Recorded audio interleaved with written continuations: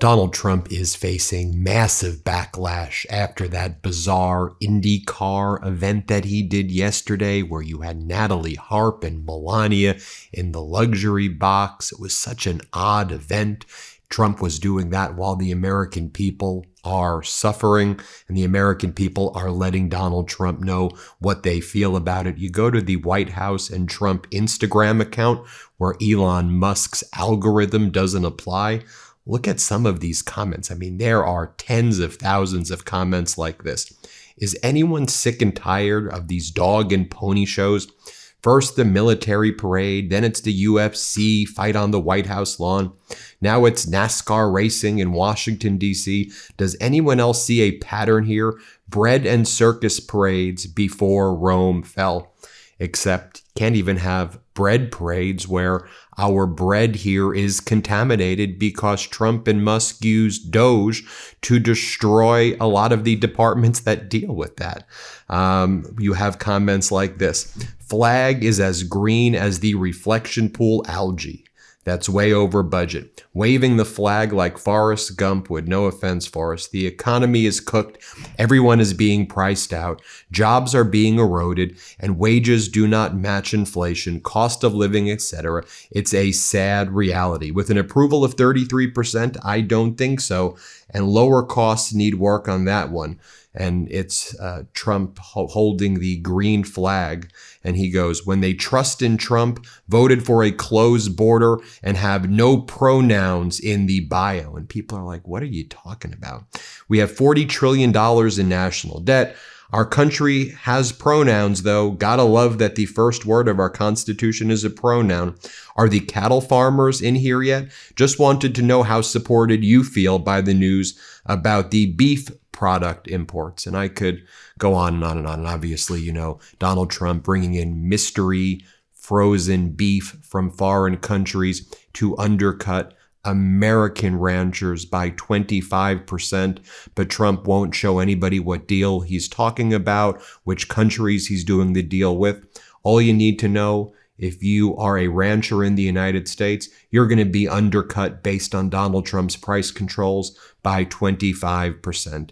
Now, Donald Trump making deranged post after deranged post this morning as well. Early this morning, he writes, Iran is completely collapsing. DJT. Didn't you say late April that the oil was going to get clogged in the pipes of Iran and then it was all just going to blow up? Didn't you post exact messages like this every single day? March, April, May, June, July, August. I guess 2 more weeks, Donald, right? Then this morning, Donald Trump attacks Canada again. Donald Trump posts, Canada has been ripping off the United States of America for years. Their ridiculously high tariffs on our farmers and farm products has made life impossible for these great American patriots and has long created a $60 billion deficit between our two countries. Donald Trump basically wants to make Canada into his Dr. Fauci.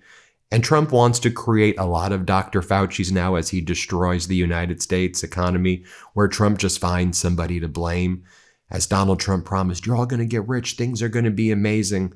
And then he's going to say, we were so close, but then the Democrats won the midterms. We were so close, but then Canada destroyed us. We were so close, but then I had to get involved in this war with Iran, this catastrophic and unlawful war. And then Donald Trump goes, it's not sustainable anymore. It's not. On January 1st, 2027, tariffs on all cars, trucks, both large and small, automotive parts and steel will be increased to 50% against Canada. Build in the U.S. and there are 0 tariffs. Canada will be treated like a state no longer. I mean, what a weird predator you are. What do you mean treated like a state? Canada is a proud, sovereign nation. They don't want to be a state. This is what I've said about Donald Trump. You cannot do a deal with a bad person, but you cannot do a deal when it comes to Donald Trump with a demented sexual predator who separately is a felon and a fraud and a bankrupter his whole life. You can't even have a rational conversation with the guy. You can't do a deal with this sicko. And he's never done deals his whole life. He's always used negotiation as a way to lure a party into the pretext of good faith to sucker punch them. Trump is a sucker puncher, the worst type of person, okay? And that's who Donald Trump's been his whole life. So he goes on trade and other ways. They are among the worst nations in the world, Canada. I think MeidasTouch chief economist Justin Wolfers says it so perfectly. So Trump is trying to boost the U.S. economy by making it harder for Americans to trade with the rest of the world, but he's also promising to destroy Iran's economy by making it harder for Iranians to trade with the rest of the world. Yeah, it's about the logic of an idiot who at 2 a.m. in the morning posts George Washington meme saying, "We fought a revolution and worked to give you people freedom. Don't sit back and give it away to terrorists posing as a political party." Meanwhile, in Iran, they're just mocking the United States right now. Iran's parliament leader, MB Ghalibaf, who's their top civilian politician, posted the following: "Make America hungry again. You can't cover up defeats with false claims." And then in Iran, again, their top civilian leader posts this image: "Make America hungry again. 47 million Americans face hunger every day. 1 in 8 Americans struggle with hunger. 16 million children in the U.S. go hungry every day.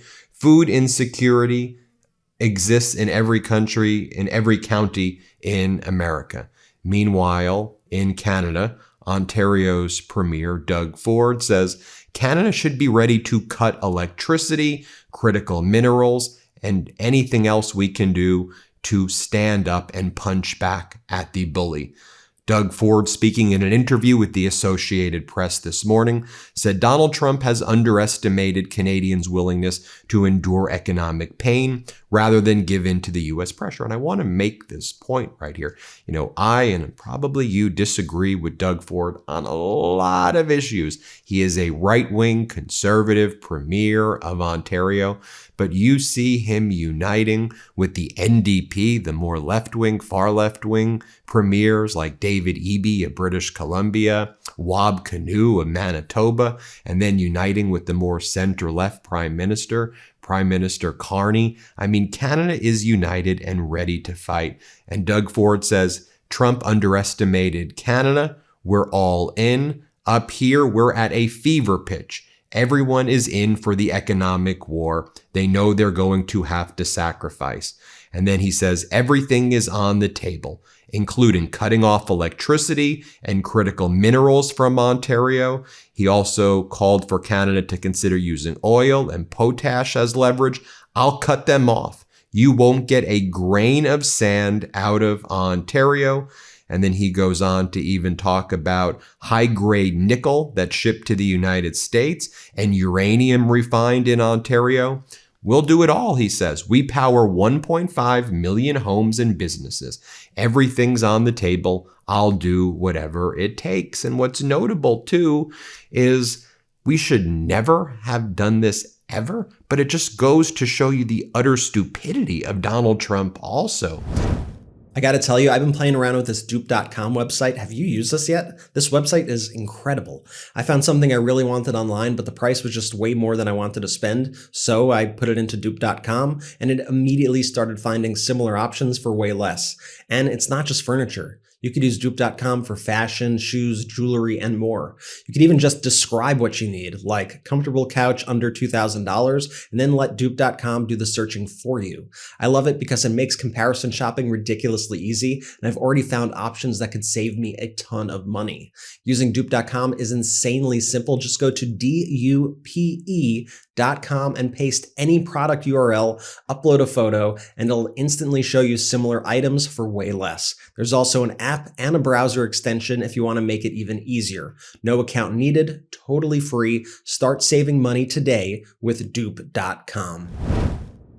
So, according to the latest figures, the U.S. has just 41 days of crude oil inventory left, the lowest level in a half century in the Strategic Petroleum Reserves.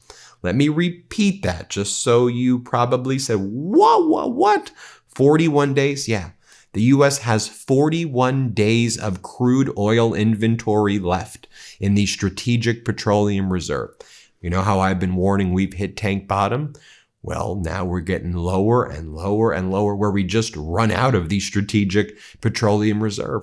But what else would you expect with somebody like Donald Trump, who bankrupted most of the companies he's been affiliated with in his life? This is a guy who bankrupted casino after casino. I don't say this in a political sense. It's just an objective fact. Dude is a bankrupter. He is a loser, and he bankrupts things, and then he loots for himself and then moves on to the next con. And I note this as well. Remember in the past week and a half, you had the crypto bros all meeting at the White House. Do you remember that meeting? I covered it here on the MeidasTouch network. You know what happened the very next day after the whole crypto community leadership showed up at the White House? Well, we now see a massive rise in the value of crypto. It's now at $78,000. And it continues to rise. And I don't know, you put a bunch of people, used to say they did the back room, cigar smoke-filled rooms where they would do this. I mean, they kind of did it right in front of us, in my opinion, about what was going on. And you had Treasury Secretary Scott Bessent. He released his op-ed where he oddly cited Blaise Pascal's wager. It's like the most bizarre op-ed I've ever read. I did a video on it this morning. Scott Bessent, an economic D-Day is coming for Iran. He's like, as the 17th century mathematician, philosopher Blaise Pascal once said, what Blaise Pascal's wager was a wager saying that people should believe in God infinitely because you get infinite rewards versus not believing in God. And it was a kind of logic tree that whether you agree with it or not, are you saying the United States is God, Bessent? Are you saying you are God and our allies should infinitely agree with the United States no matter what the United States says? Because I guess that's the only reading. But nobody trusts you. And when you quote Blaise Pascal, you sound like a psycho. Like it's literally a psycho op-ed that you wrote. And then your actions show that you're panicking. So you're like, anyone who does business with Iran, we are going to crush you. Okay, well, we're going to do that to China? Is that what you're going to do? You're going to do it? Oh, good luck with that. And then they don't do it. And then China's like, yeah, these are a bunch of freaking clowns. There are a bunch of grifter clowns in the White House who don't know what the hell they're doing. And then 24 hours after Bessent's Blaise Pascal, we are God, trust us. This is what we learn. The Treasury could now be using nearly $1 trillion in its general account to help fund its recently announced plans to increase purchases of government bonds, according to two senior Treasury officials. Using the general account would provide the Treasury with considerable firepower to influence long-term bond yields. Central planning, anybody? Getting a theme here? And remember last week, the bond buyback scheme failed. Remember that? Where they were going to raise the bond buyback level from $2 billion to $4 billion, buy back long-term Treasury bonds, and then sell more short-term. Kind of seemed a little bit like a Ponzi scheme to try to lower the yields of the 10, 20, and 30-year Treasuries. I mean, you think about it, what that basically means, right, is the U.S. is paying massive amounts of interest on the overall debt. $1.3 trillion a year of our taxpayer money is servicing the debt. And as these yields continue to rise, that number gets higher. So Bessent manipulated the market last week for about half a day, and then the Treasury yields went up higher than they were before his bond buyback scheme. And so now he went from $4 billion to say, well, I've got $1 trillion now in the general account. Well, I think it's a liability on the Fed's balance sheet, number one. But setting that aside, our debt is $40 trillion. So you have $1 trillion in the general account. So how much are you going to draw that down to what? Take out long-term interest, to take out the long-term bonds and what? Start selling a bunch of new ones? You're still going to have to pay. I think Peter Schiff, I don't agree with him on a lot of things, but I think he's right here. Bessett's plan to use the general account to fund Treasury buybacks makes possible exactly what I warned would happen. This reckless plan will substantially shorten the average maturity of the national debt, increasing our exposure to rising short-term rates and making it even harder for the Fed to hike rates without exploding federal interest expenses and budget deficits. It's a recipe for massive quantitative easing and runaway inflation. This is the type of stuff you see in developing failed nations that used to need bailouts, from the international monetary kind of groups. Like what in the world are we doing here? And again, it is demonstrating a panic by a Treasury Secretary who couldn't manage his own $5 billion fund in the past. So let me share with you just a few more things that I think are important data points before I do other videos in the day. This morning, we also learned that U.S. South Korea had to cancel the Sangyang amphibious exercise due to U.S. forces being stretched thin by the Iran war. This was actually decided in July, we've learned, before Donald Trump separately ordered the August exercises cut from 11 days to 5 days, and now trying to embolden Kim Jong-un, and Kim Jong-un and his sister are like, yeah, we don't want to meet with you, Donald. We're not having any conversations with Donald. And so we're seeing the United States just destroy, like implode nationwide. And I'll leave you with these two data points. Number one, who are the humans who also help prop this up? I mean, you have this sycophantic, bootlicking, awful MAGA Republican virus. And I say it not even in a political sense. I say it in, I appreciate people who use their judgment and common sense. I don't want to live in a by the way, I was going to say I don't want to live in a Kim Jong-un North Korea. Of course, that's true. Trump's weirder than, honestly, I'm not trying to be hyperbolic here. Trump and the MAGA Republicans look far less mature, and they look far more unpredictable and crazy than Kim Jong-un's North Korea, objectively right now. I'll show you. You've got MAGA Republican Congress member Timmons talking about Darlene Graham, warmonger Lindsey Graham's sister, having zero experience. And I just want you to see like how these MAGA Republicans behave. They're like, yeah, she doesn't need to know anything about foreign policy. We don't care about that. We just need her and Donald Trump to get along.